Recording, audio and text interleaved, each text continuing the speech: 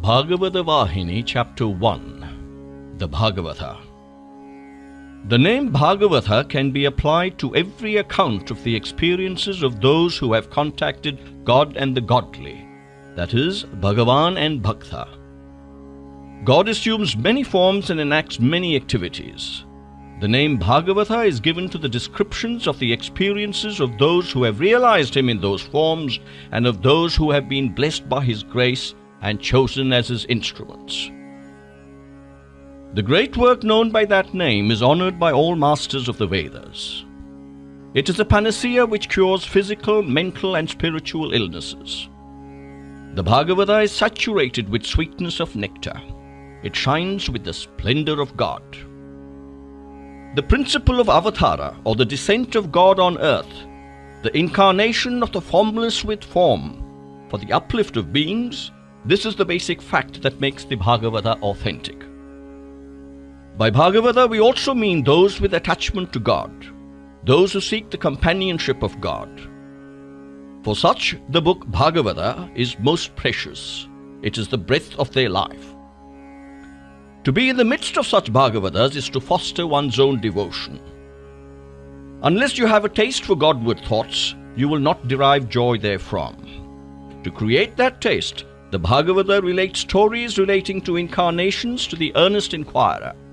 Then one develops the yearning to experience the thrill of God through all the levels of consciousness. He who has this intense yearning can be a true Bhagavata. People believe that incarnations of God happen only for two reasons: the punishment of the wicked and the protection of the righteous. But these represent only one aspect of the task. The granting of peace and joy, of a sense of fulfillment to seekers who have striven long, this too is the task. The avatar or form incarnate is only the concretization of the yearning of the seekers. It is the solidified sweetness of the devotion of godly aspirants. The formless assumes the form for the sake of these aspirants and seekers. They are the prime cause. The cow secretes milk for the sustenance of the calf. That is the chief beneficiary. But as we see, others too benefit from that milk. So too, though the bhaktas are the prime cause and their joy and sustenance the prime purpose, other incidental benefits also accrue, such as the fostering of dharma, the suppression of evil, the overwhelming of the wicked. There is no compulsive rule that incarnation should occur only on the earth and in human form. Any place, any form can be chosen by the fully free.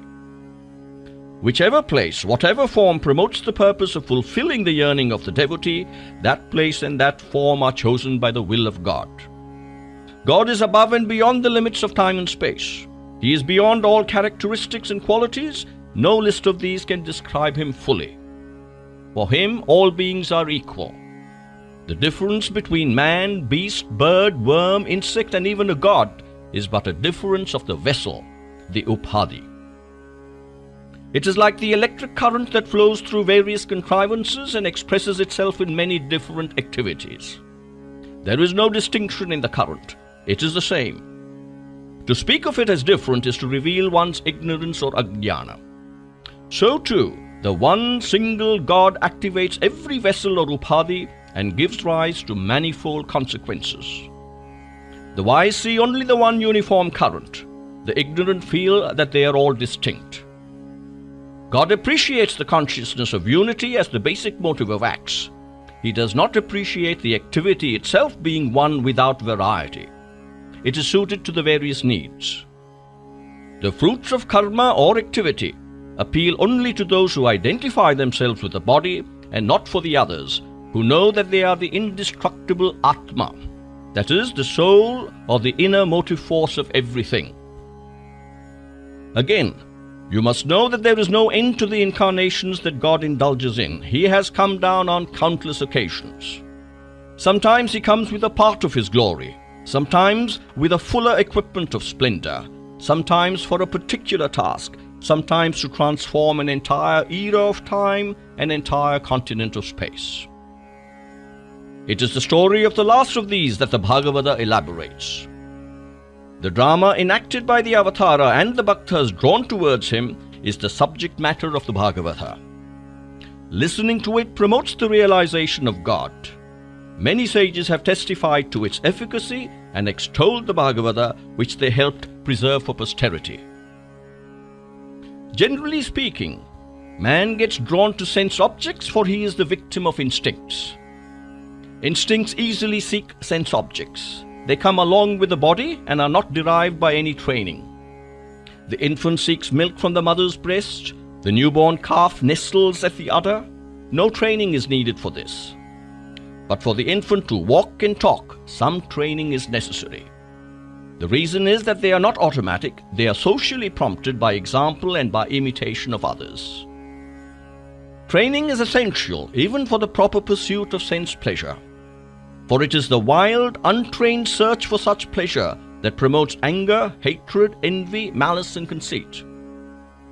To train them along salutary lines and to hold them under control, certain good disciplines like japa, dhyana, upavasa or fasts, sandhya vandana or worship at dawn and dusk, etc. are essential. But however much their value may be praised and their practice recommended, people do not develop a taste for them. This is because the desire for sensory pleasure has struck deep roots in the human heart. When one is asked to do spiritually salutary acts, one has no inner prompting at all. Still, one should not give up in despair. Until the taste sprouts, the disciplines have to be strictly followed. This taste is the result of training. No one has it from the very beginning. Constant practice will create the zest. The infant does not know the taste of milk. By taking it daily, it develops an attachment for it which is so deep that when milk is to be given up and rice substituted, it starts to protest. But the mother does not despair. She persuades the child to take small quantities of cooked rice daily, and by this process, it starts liking rice and it gives up milk. Milk was once its natural food. By practice, rice became its natural food, so natural that if no rice is available for a single day, it becomes miserable. So too, though sense pleasures are natural at first, by means of practice and training and listening to the commendation of the wise, slowly the greater and more lasting pleasure derivable from the glories of the Lord and their recapitulation is grasped. Thereafter, one cannot exist without that atmosphere even for a minute. One feels that there is nothing as sweet as the experience of listening to the splendor of the Lord. The company of the worldly who chatter about the senses and the sense objects will no longer attract. The company which exults in praising the Lord will draw and hold. This is the real hallmark of the good. Sadhakas and spiritual aspirants and votaries of the Lord are to be judged by these and not by external apparel or appearances. If one mixes with men who revel in sensory talks and activities, then he puts himself out of court. Spend your time in the company of the godly, engaged in godly affairs. Avoid getting mixed with the company of the ungodly. Do not see their activities or listen to their accounts. Only those who avoid them can be called Bhagavatas or God's own. Reading and enjoying the stories of the glory of Krishna in some sacred spot or some temple or prayer hall, a shrine or hermitage of a saint or sage, or in the company of the virtuous and the good, that is a source of great inspiration and joy. It makes people forget everything else. Else, one can approach pious men and serving them, listen to their exposition of the glories of God. Taste for such wholesome literature is the result of accumulated merit and endeavor. It is that merit that rewards one with such company. Listening will be enough in the beginning. Later the stories will arouse interest in the nature and characteristics of God, and the aspirant will seek and find for himself the path to realization. Listening to expositions by the wise is much better than reading them. Or one can be looking into the text while listening. It is preferable to listen in company rather than alone. Of course, it is excellent to listen with a number of earnest aspirants. If the person who expounds has had the thrill of genuine experience, then it is the supreme luck, for it yields best results. For his face will blossom into joy, his eyes will shed tears of joy at the very contemplation of the glory of the Lord. Those who listen to him will catch that inspiration, they will experience the joy themselves. In the midst of a group that weeps, tears will spring out of the eyes of those who have come in. When an infant smiles, those around will also smile in unison. So too, the words of those who are saturated with devotion to God will saturate the hearts of those who listen. It is impossible to measure the profit that one can derive while in the company of the great. Through that process of listening, a dirt-laden heart will be transformed into a clean, illumined heart, shining with genuine light. To the foul odors of sense pursuits, keenness to listen to the glories of God is a valuable disinfectant, besides being in itself so full of sweet fragrance. The listening will cleanse the heart through the prompting it gives for good work. Such a cleansed heart is the most appropriate altar or tabernacle. In that fragrant bower, the Lord will establish himself. At that very moment, another incident too will happen. The group of 6 vices that had infested the place will quit without so much as a farewell. When these vices quit, the wicked retinue of evil tendencies and vulgar attitudes which live on them will break camp and disappear, without leaving even their addresses. Then man will shine in his native splendor of truth and love, that is, Sathya and Prema. He will endeavor without hindrance to realize himself, and finally he will succeed in merging with the universal and eternal. He will liberate himself from the tangle of ignorance or maya.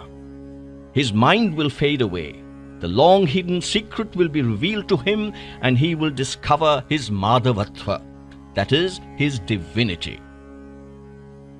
Man's nature is prema, or love.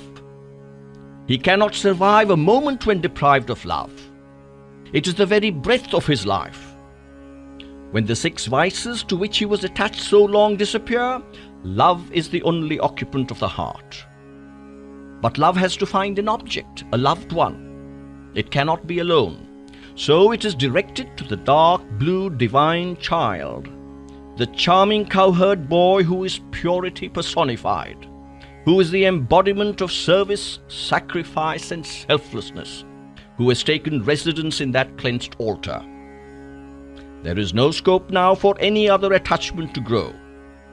So step by step, this love for Madhava becomes deeper, purer, more self-denying, until at last there is no other need for thought and the individual is merged in the universal.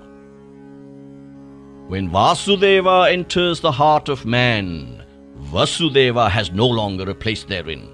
In other words, when the Deva of Vasu or wealth is seated in the heart, the divine Vasudeva or Krishna cannot dwell therein. Any attempt to accommodate both in the heart is bound to fail. Darkness and light cannot exist at the same time and in the same place. They cannot continue together. Dhanam and Devam cannot be joint ideals. When Dhanam or riches are sought, Devam or God cannot also be achieved. If both are sought by man, what he will achieve will be neither Dhanam nor Devam, but Dayam, the devil. It is creditable if man behaves as man. It is laudable if he behaves as the Madhava he really is. But to behave as a demon or as a beast is despicable indeed. For man was long born a mineral and died as a mineral. Then he promoted himself as a tree.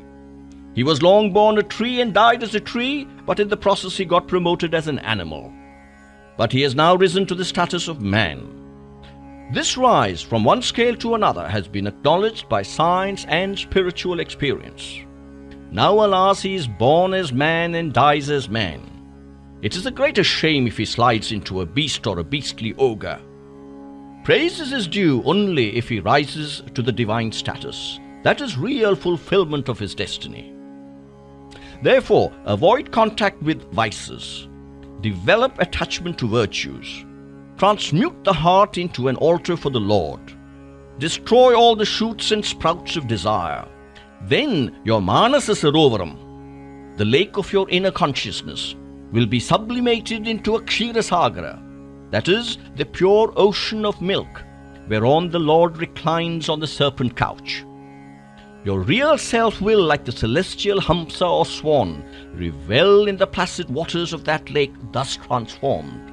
It will discover endless delight. Who can mark the beginning of the continuous waves of the ocean? It is an impossible task. If anyone decided to do so, the wave with which he starts the calculation will be considered as the beginning. The wave with which he stops his calculation will be for him the last, the end. There is a beginning and an end for his count. There is no beginning or end for the process. No one can visualize either in that boundless, illimitable expanse. God's glory is the shoreless ocean. When one starts describing it, it begins for him. When he finishes his description, it is the end so far as he is concerned. But his glory is beyond space and time. Only little minds, limited minds, will argue that God's glory has a beginning and an end. The stage on which he plays, his Leela, has no boundaries. The story of his Leela is all nectar. It has no other component, no other taste, no other content. Everyone can drink his fill from any part of that ocean of nectar. The same sweetness exists everywhere, in every particle. There is nothing inferior to mar the sweetness. The love of God and the love for God are both eternally sweet and pure, whatever the method of your accepting or attaining them. Such love is holy and inspiring. Sugar is sweet when eaten during day or during the night, for it is night or day for the person who eats and not for the sugar. Sugar behaves uniformly always.